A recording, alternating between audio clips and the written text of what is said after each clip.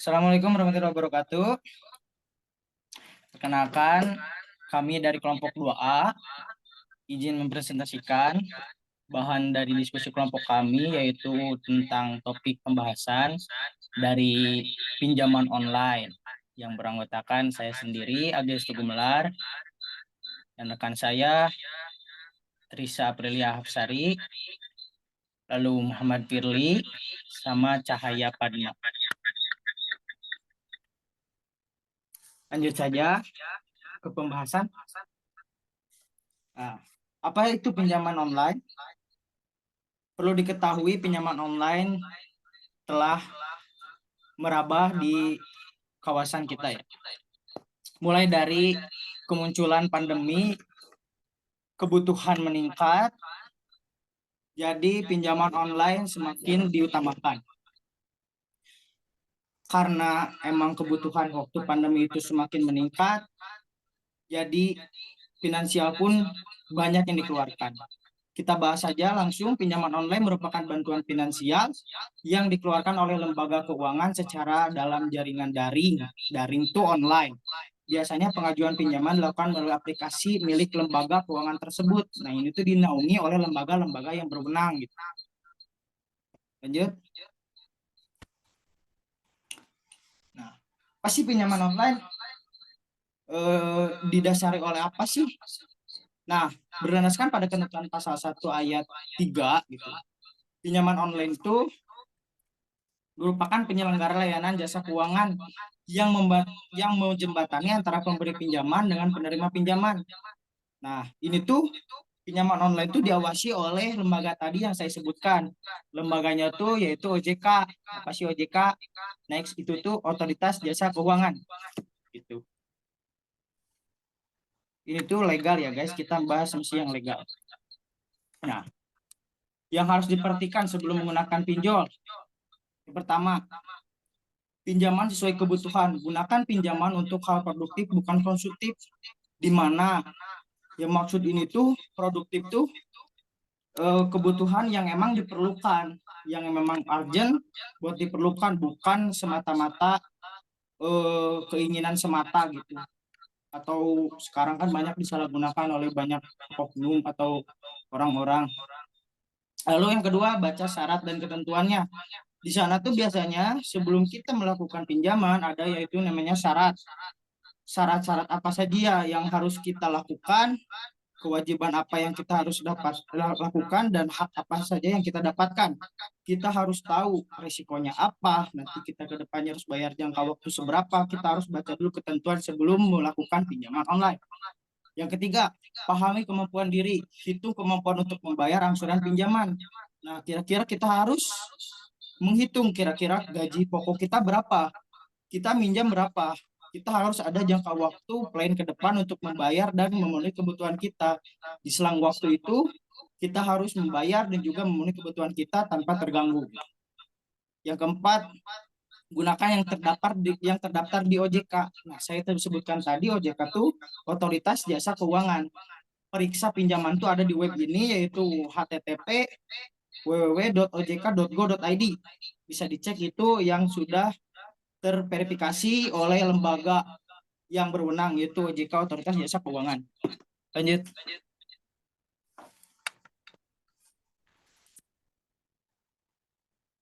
Selanjutnya ada legalitas pinjaman online. Legalitas pinjaman online yaitu tertuang dalam Peraturan Otoritas Jasa Keuangan Nomor 77 POJK Nomor 1 2016 tentang layanan pinjaman meminjam uang berbasis teknologi informasi. Dalam peraturan tersebut disebutkan bahwa layanan pinjaman meminjam uang berbasis teknologi informasi adalah penyelenggaraan layanan jasa keuangan untuk mempertemukan pemberi pinjaman dengan penerima pinjaman dalam rangka melakukan perjanjian pinjam-meminjam dalam mata uang rupiah secara langsung melalui sistem elektronik dengan menggunakan jaringan internet. Yang selanjutnya ada pengaturan tentang pinjaman online, yaitu penyelenggaraan pinjaman online merupakan lembaga jasa keuangan yang berbadan hukum dengan bentuk-bentuk perseroan terbatas atau koperasi. Lembaga pinjaman online wajib mendaftarkan badan usahanya pada OJK dengan memenuhi persyaratan sesuai dengan aturan.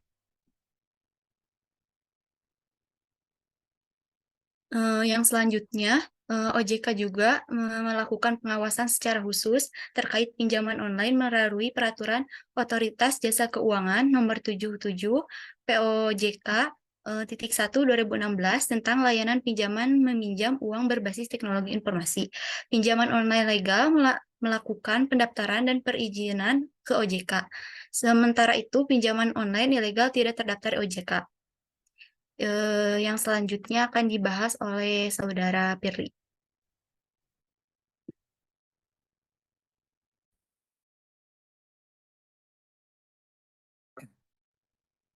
Penyelenggaraan pinjaman online.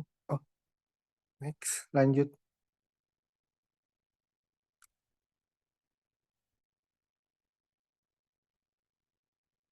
Ya. Perbedaan pinjaman online ilegal dan legal.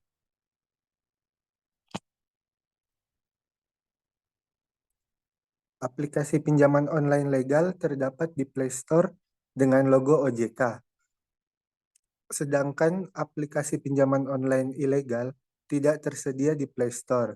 Pengguna mengunduh aplikasi ilegal melalui Pronala yang tertaut dan diinstalasi menggunakan APK. Selain itu, pada aplikasi tersebut tidak terdapat logo OJK. Lembaga pinjaman online legal melakukan penawaran menggunakan iklan dan promosi secara resmi. Kebalikannya, pinjaman online ilegal menawarkan pinjamannya secara tidak resmi melalui SMS, WhatsApp, dan broadcast pesan.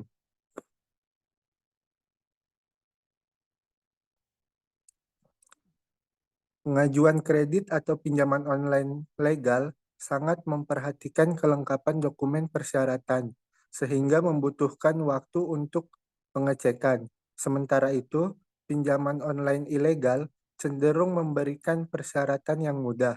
Selain itu, pinjaman online ilegal akan meminta seluruh akses pribadi yang ada dalam gawai peminjaman.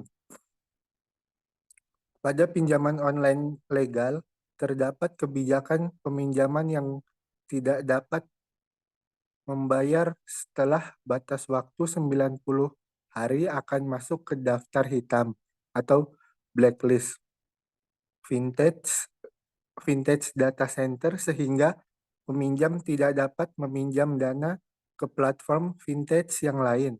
Namun, pinjaman online ilegal akan menempuh jalan penagihan dengan ancaman teror, intimidasi, hingga pelehan apabila peminjam tidak membayar pinjaman sesuai batas waktu yang diberikan.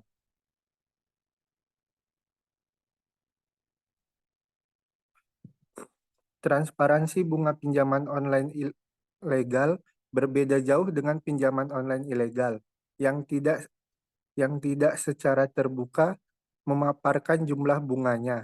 Penagih dari pinjaman online legal mengantongi sertifikat penagihan yang ditertibkan oleh AFPI, namun tidak pada pinjaman online ilegal. Berbeda dengan pinjaman online ilegal, pinjaman online legal memiliki layanan pengaduan. Ya, selanjutnya akan dibacakan oleh Cahaya. Yang selanjutnya yaitu mengapa masyarakat banyak yang terjebak dalam pinjaman online ilegal. Yang pertama, proses pengajuan pinjaman di layanan pinjaman yang ilegal cenderung lebih cepat dan persyaratannya pun lebih mudah. Yang kedua, asal mengajukan tanpa melakukan riset terlebih dahulu. Karena kondisi darurat, tak sedikit orang yang terburu-buru dan asal mengajukan tanpa melakukan riset seputar pinjaman online yang dipilih. Lalu setelah pinjaman online disetujui, barulah menyadari bahwa aplikasi yang dipilih belum diberi izin oleh OJK. Yang ketiga yaitu menyepelekan tingkat suku bunga dan biaya denda. Yang keempat, menggunakan pinjaman online untuk gali lubang tutup lubang. Dari rata-rata kasus pinjaman online, mereka menggunakan lebih dari 3 aplikasi dalam satu waktu. Kebanyakan mereka juga awalnya coba-coba lalu ketagihan, dan pada akhirnya meminjam ke aplikasi lain untuk menutup utang di aplikasi lainnya. Yang selanjutnya, 3 hal yang bisa dilakukan supaya tidak terjebak pinjaman online yang ilegal. Yang pertama yaitu cek legalitas pinjaman online-nya. Sebelum menerima tawaran pinjaman online, pastikan dulu pinjaman online atau vintage lending tersebut telah terdaftar dan berizin OJK. Yang kedua, langsung hapus SMS tawaran pinjaman online yang ilegal. Yang ketiga, jaga data pribadi. Selanjutnya, kaitannya dengan UU ITE. Pinjaman online yang menyebarkan data pribadi bisa dikenakan pasal 32, junto pasal 48 Undang-Undang Nomor 11 Tahun 2008, junto Undang-Undang Nomor 19 Tahun 2016 tentang informasi dan transaksi elektronik. Jika memberikan ancaman bisa dijerat dengan pasal 368 KUHP dan pasal 29 junto pasal 45B UU ITE. Dan jika melakukan kekerasan fisik dan pengambilan barang bisa dijerat dengan KUHP pasal 170, pasal 351, pasal 368 ayat 1 dan pasal 335 ayat 1.